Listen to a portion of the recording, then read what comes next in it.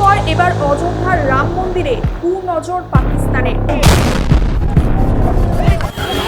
সম্প্রতি দিল্লির বোম ব্লাস্টের মতোই কি এবার অযোধ্যার রাম মন্দিরের উপর হামলা করতে চলেছে তাহলে পাকিস্তান? এ কথা কেন বলছি তার একের পর এক সন্দেহজনক কারণ নিয়ে আলোচনা করব আজকের এই ভিডিওতে। এই ধরনের বিভিন্ন তথ্যপূর্ণ বিষয় ও ইন্টারন্যাশনাল রিলেশন নিয়ে প্রতিনিয়ত আমরা বিস্তারিত আলোচনার ভিডিও নিয়ে আসি আমাদের এই চ্যানেলটিতে। তাই ভিডিওগুলি ভালো লাগলে অবশ্যই আমাদের চ্যানেলটিকে সাবস্ক্রাইব করে দেবেন। দেখুন, যুগে যুগে এমনটাই হয়ে এসেছে, যেখানে ধর্ম রক্ষার চেষ্টা করা হয়েছে সেখানে এই ধরনের অধর্মীরা উচ্ছৃঙ্খল পরিস্থিতি তৈরি করতে চেয়েছে। আর এবারও তার অন্যথা হলো না। সম্প্রতি অযোধ্যায় প্রভু শ্রী রামচন্দ্রের মন্দিরে যখন প্রধানমন্ত্রী নরেন্দ্র মোদী পতাকা উত্তোলন করলে, তখন পাকিস্তান সেটাকে ইসলামোফোবিক বলে দাগিয়ে দেওয়ার চেষ্টা করলো।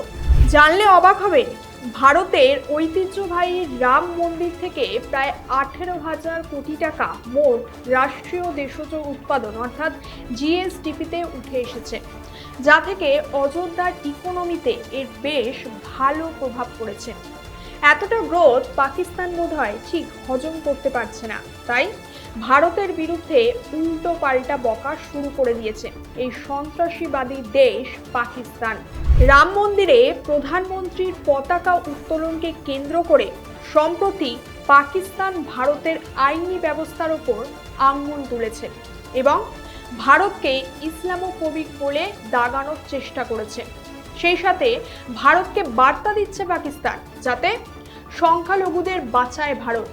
পাকিস্তানের দাবি, অযোধ্যার রাম মন্দিরের যেই জায়গাটায় ফ্ল্যাগ উত্তোলন করা হয়েছে সেটা নাকি বাবরি মসজিদের অঞ্চল।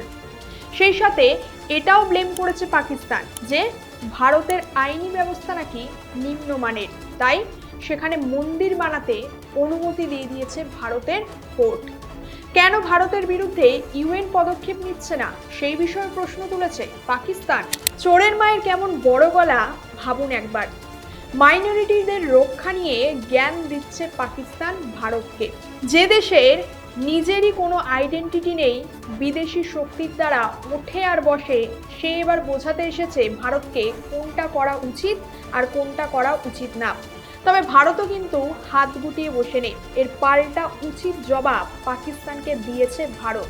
দেখুন, ভারত সর্বদাই নিজস্ব সংস্কৃতি দ্বারাই একে অপরকে জুড়ে রাখার চেষ্টা করে চলে। এবার নিজের দেশের ধর্ম মেনে চলা, নিজের দেশের সংস্কৃতি ও ঐতিহ্য মেনে চলা এবং বিশ্বের দরবারে তা আরও উন্নতিকরণ করা যদি শত্রু দেশের স্বার্থে ঘা লেগে যায়, তাহলে তাতে ভারতের কিচ্ছু যায় আসে না। ভারত এইভাবেই নিজস্ব ঐতিহ্য ও সংস্কৃতি সবসময়ই রক্ষা করে চলবে। অন্যদিকে আমরা জানি, রাম মন্দির উদ্বোধন হয়েছিল 2024 সালের 22শে জানুয়ারি। এরপর খুবই অল্প সময়ের মধ্যেই অযোধ্যার পর্যটন খাতে বিপুল পরিমাণে অর্থ সঞ্চয় হয়েছে রাম মন্দির দ্বারা, যার পরিমাণ প্রায় 8,000 কোটি টাকা থেকে 12,000 কোটি টাকা পর্যন্ত। বিজনেস স্ট্যান্ডার্ডের একটা রিপোর্ট বলছে 2028 সালের মধ্যে অযোধ্যা গোটা উত্তরপ্রদেশের শুধুমাত্র পর্যটন খাতে 7,000 কোটি টাকা একাই কন্ট্রিবিউট করবে। অর্থাৎ এক্ষেত্রে উত্তরপ্রদেশের জিডিপি গ্রোথে 4 ভাগের 1 ভাগই একাই কন্ট্রিবিউট করবে অযোধ্যা, যা থেকে ভারতের ইকোনমিতেও এর একটা ভালো পরিমাণে লাভ হবে। আর তা সম্পূর্ণভাবেই সম্ভব হয়েছে অযোধ্যায় তৈরি রাম মন্দিরের জন্যই।